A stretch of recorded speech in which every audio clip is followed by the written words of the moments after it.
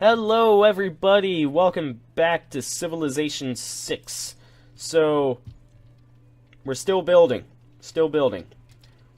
This is not a process you rush. No great empire rose overnight, okay? Of course, I could have played overnight and just built up entire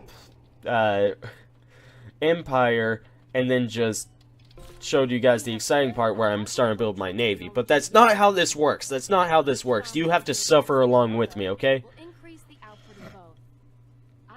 For a machine to run smoothly and predictably, its parts must be standard and hence replaceable. Thank you, Charles. Okay, so we now no longer have musketmen because we are now training infantry. That's pretty nice. We don't really need the anti-air gun, not yet. Again, we're gonna need more. We just need better ships. We need ships. I don't really want traders either. They're just kind of a thing, really. I don't know. You know what, let's go ahead and start building up a few ships. Why not? So, let's build up some privateers so that we can blast people from a distance. And now, our people can be upgraded again, so let's just go ahead and do that. You gained 117 experience for being upgraded. Really? Is that what happened? Or is that just some sort of mechanic to make sure that it's always evened out? Not exactly sure, but I'm curious now. Curious. You heal up. You guys. Oh, it's talking about the builder. I really don't. Go over there. Fuck off, builder. Just fuck off. It's starting to feel like the US now. Just like, oh, poor working class. Fuck off. We don't need you. Just go to hell. Because that's totally how the US treats its working class. Does not give a shit. That was a very, like, depressing kind of statement right there. Just like, but, I mean, if you think about it, that's kind of how it is. Because, the way that life works is that the people that have money have the most power. And the people that have the most money are the business people. So, when it comes to moments where it's like, oh yeah, we could treat the poorer people with respect, but we don't want to give them our money. So they don't. That's just how it goes. We just say, we don't. And then we don't. And by we, I mean, you know, the rich business. Hold on, my dogs are barking. Hold on. Oh, never mind. They silenced. They silenced. That's actually a very worrisome thing whenever whenever your dogs are barking and then they suddenly go quiet. It's kind of like, oh no. Because it's like a calm before the storm. Build and store aircrafts. It's kind of pointless to have aircrafts in the center of my land. It's better to have them on the coast. So we are not building an aerodrome right here in Rome.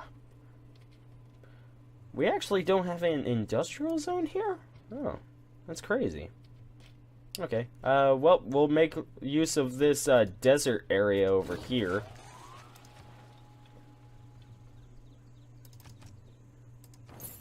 There.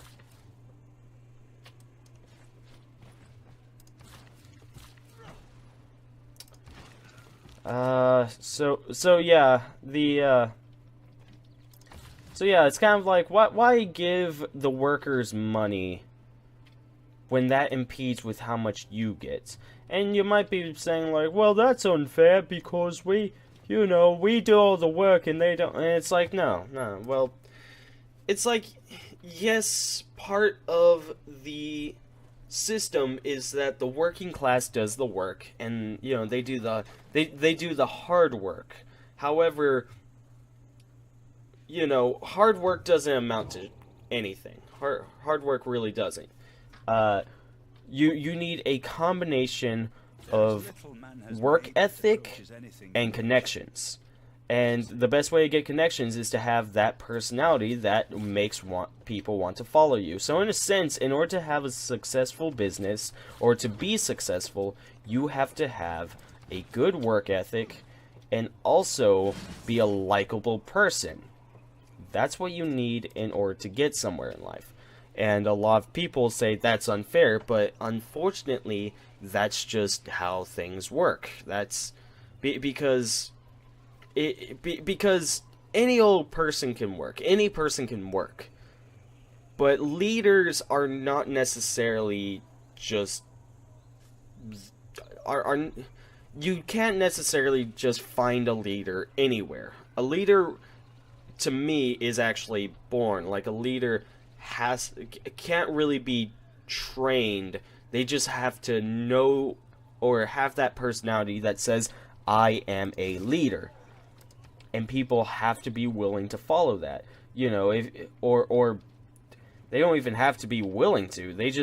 You just need somebody that says, I'm the leader, you're following me. And people just have to say, okay! And that's all that you need out of a leader. And you think that is such an easy thing to find, but unfortunately it's not. It's very hard to find people that say, this is why I think I need you to follow me. Especially now, during this time where social justice is such a big thing, because it makes people more timid. But in a sense, we actually do need those people that just don't care about what you think and just focus on the money. Because that's what makes a business. The people that say, I don't care what you say, I don't care what you think, I need you to work.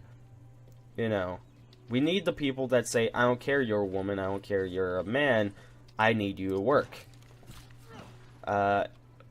Or, well, you know, essentially that. Because there's also the whole, I need somebody who can lift at least 50 pounds, and this says right here that you can only lift 35. You know, you need the person that can, that knows who can do what and assigns them accordingly. There have actually been a lot of situations of businesses almost going under lately because of essentially this is just stuff that I've read. You know, I'm not trying to add bias to it or anything, but essentially one of the things that's going on is that you end up getting that some places end up getting, like, a woman in a very high position. She says, I want this place to be more woman situated. I want more women here. And so she starts, she essentially fires a whole bunch of people who have been doing the job for a long time and says, okay, well, let's bring in some women. And, you know, it's like they aren't necessarily badly trained, but they aren't as qualified as, say, a male counterpart. But hey, it's okay because they're women, we want that. And this business that I'm thinking of, oh gosh, what is it called? It's essentially just one of those, like, basic office businesses. Like, deals with stocks, I believe. I can't remember what it's called off of the top of my head. If I end up coming across the article again, I'll end up talking about it, but for the meantime, I just can't think of it. But she ended up firing or laying off a whole bunch of males and just brought in a whole bunch of females as, like, managerial positions, and everything started going downhill really quickly. And that's not saying that it's the woman's fault. That could very well say that the workers, who were, I believe, were still men, just didn't respect the decision and were refusing to work.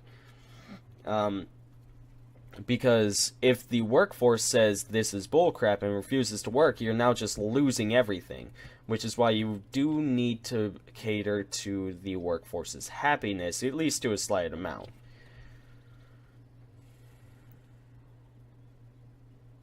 Combat victories over units. No. So people, like, stopped working, I believe. And then they pretty much just said, you know,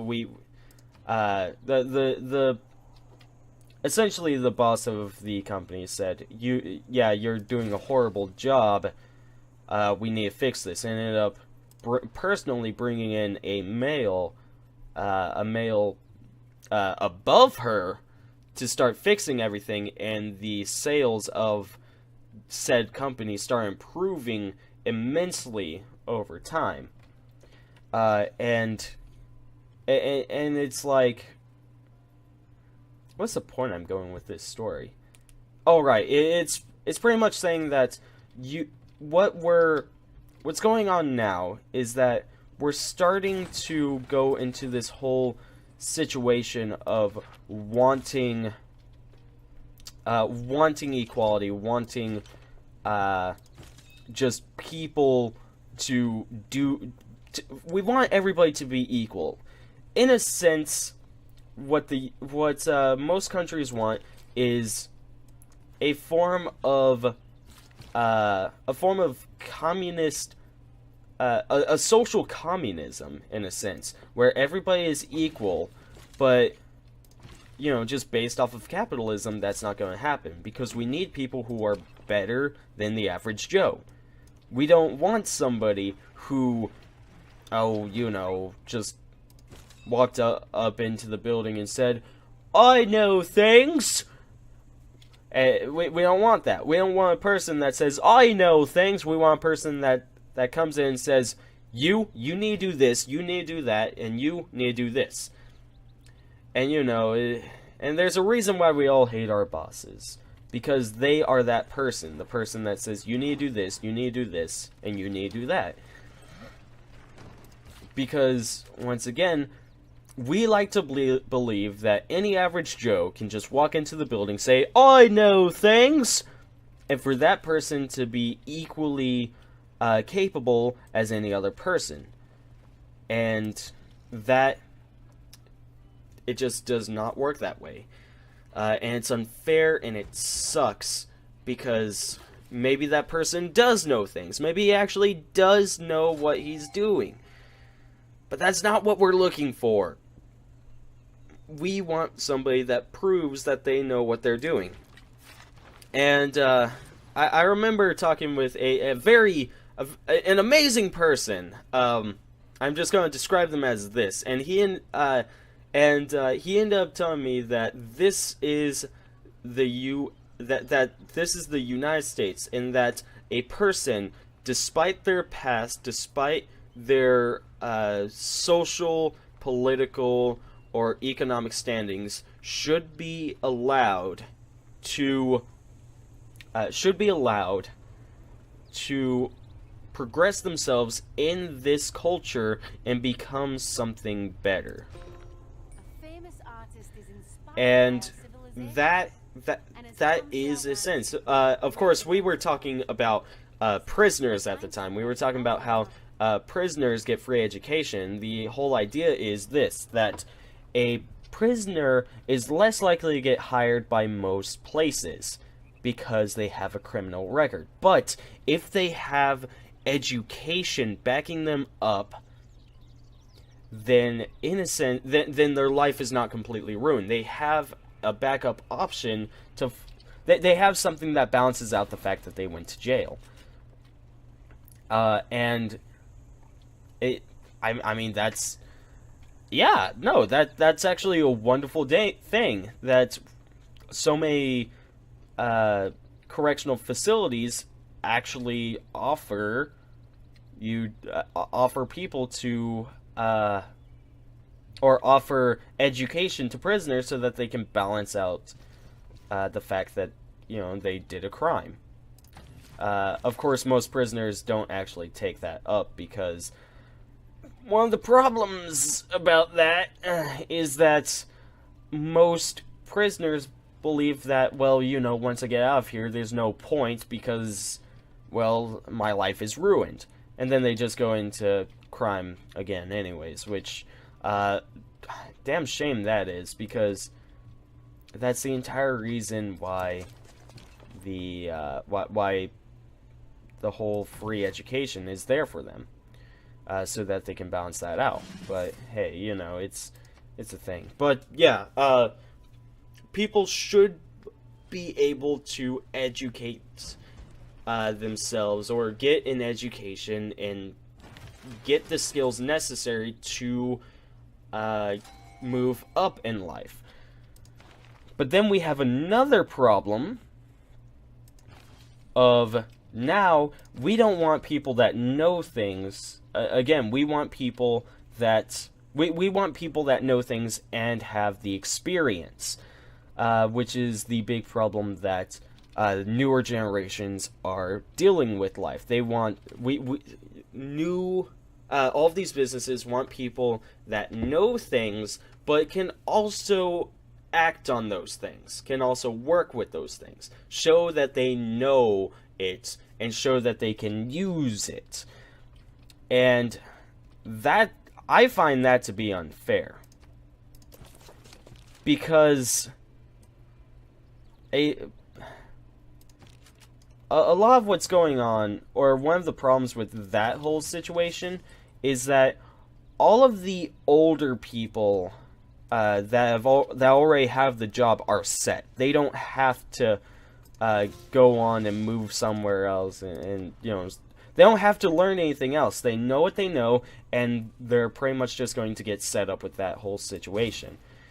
So, which is, I just find it so unfair for the newer generations, for that is a thing that happens. Because because the older generation is set up with their job, they don't need to learn anything, and the only way for newer people to show up is to know the job already. So in a sense, a person that has not worked before has to work for free. And this is called an internship. This person has to work for free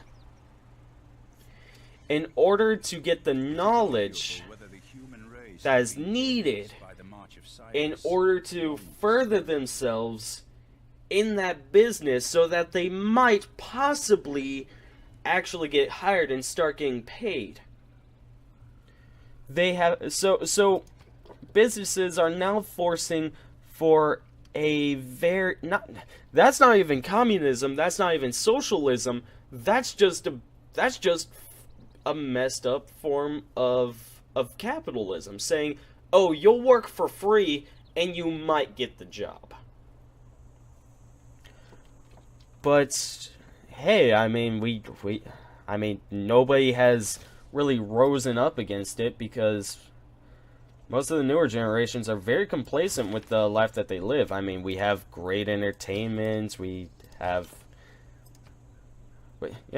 great entertainment, most stuff kind of gets funded to us, you know, we kind of, you know, it's, people really cheer us on, you know, no reason to get really mad when we have all of these people cheering us on, and we don't have to worry about getting offended, we don't have to worry about getting gassed like in an oven like the Jews did back in 1940 whatever. Actually, I suppose it started in 1939, didn't it? Became more well known actually in 1942 when we actually started invading the area, but hey, details. So yeah, you know, the newer generations just don't have big problems to deal with, and any problem that they do have to deal with, they can easily forget about just by watching TV or just, you know, going on the internet and forgetting about it. What I like about cities. Seaports generate +1 science.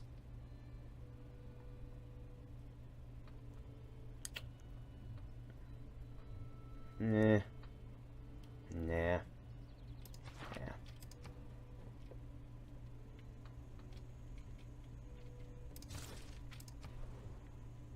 Encampment? Good. I'm a big fan of it, actually. Oxford University. That's an idea.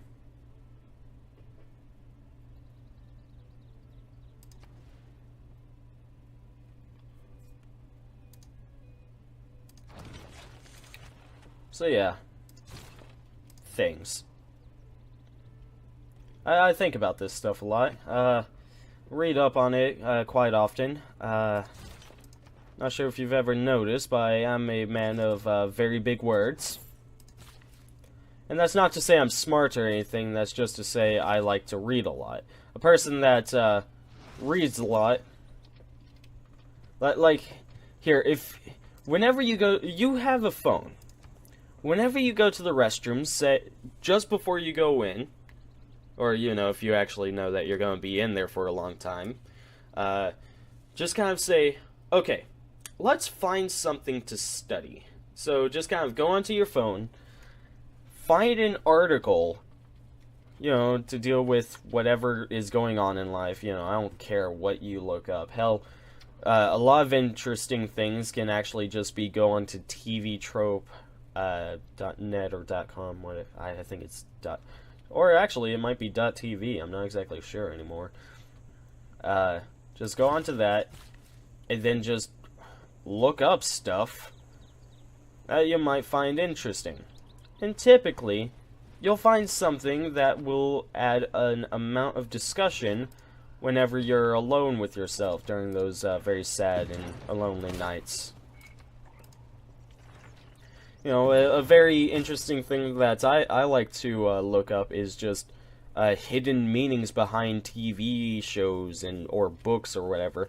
And, you know, I'm not one of those people that says, oh, there is a hidden meaning within every book and everything. And, you know, I'm not one of those people that's like, oop, froze up on me for a moment there. Don't do that. I'm not one of those people that is like, oh yeah, SpongeBob is about the 7 deadly sins. Every person represents a deadly sin or whatever. I don't believe that. I think that's stupid. But you know, but it's just like, look up something like that. Find one of your favorite TV shows and just look up hidden meanings for it, or interviews for it. You know, look up a bit more than what you normally look up, okay? That's all I'm asking you. Look up the economic state of Ireland right now. See if they're still in potato famine, or if the Cold War has actually ended. Based on what you see now, with all of the kind of like minor problems we have with Russia, one might say that we have not ended the Cold War. But hey, you know, that's not necessarily, you know, like, if you think about it, the Cold War really is not a terrible thing besides all of the, like, many wars that happened within it. I know it says war, and war is bad, and we should feel bad for seeing people to their death. But again, nothing amazing can be built unless people get sacrificed.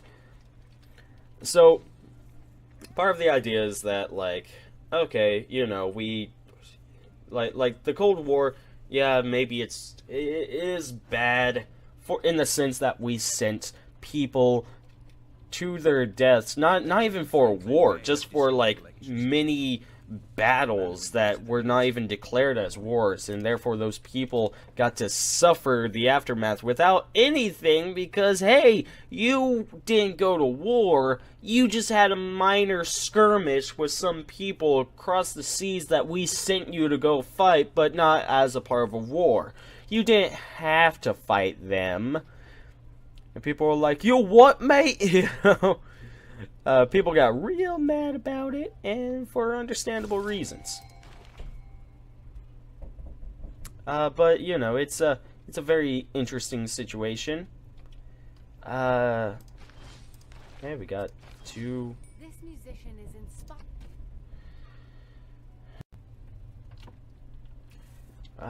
Yeah, but it's an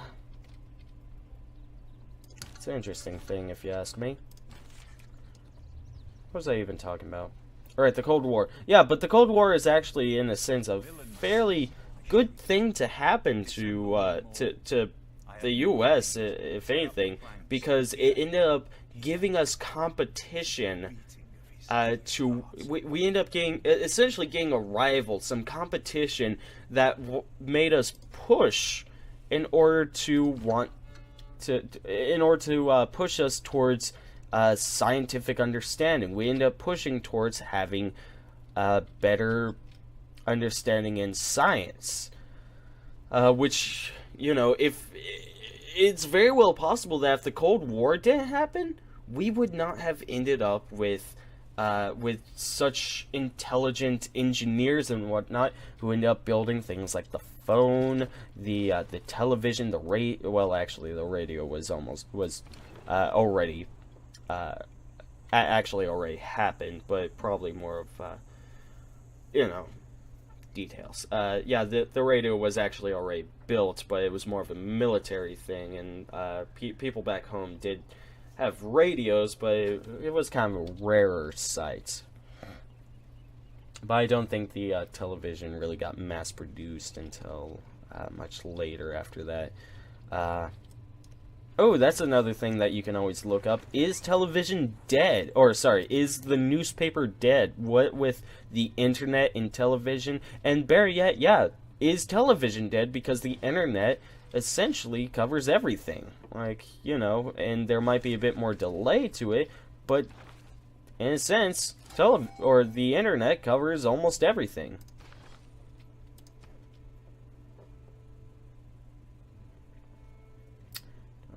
Yeah, sure.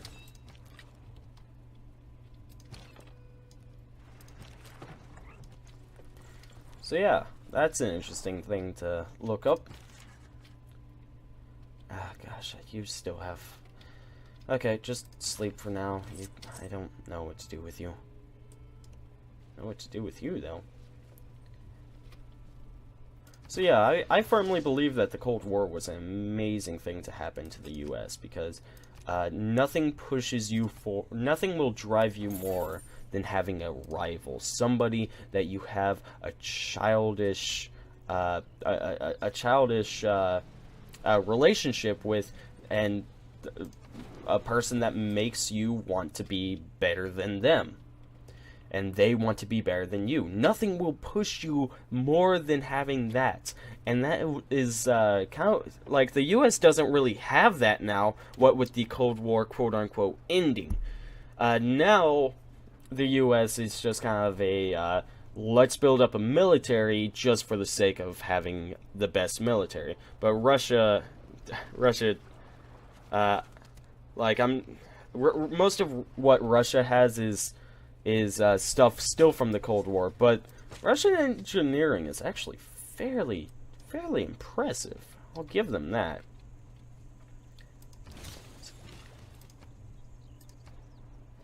I don't want what? I don't want anger what? Let's build a workshop. You. Build a builder. Choose an artifact. Let's take something from good old Brazil. Ah, yes. Created by Pedro II. It's a mask. I have amazing tourism right now. People will want to be a part of Rome. And then we'll kill them all. Yeah. Oh, gosh. Wow. You never really realize how much you can ramble on until you have started up a Let's Play channel. Or until you've just started up a channel in general. Because, again, you don't realize... Because one moment of silence is more than enough to get people to say, I don't like this guy. And that's what I'm currently doing with this Let's Play, because I don't have anything to talk about. So I'm just having to pull crap out of my anus and just work with that. And you'll find that that is the, like, you don't realize you are talking that much until you have to do that. In any sense, I am out of time. Thank you all so much for watching. As usual, have a wonderful day, and tell your friends about me. Bye!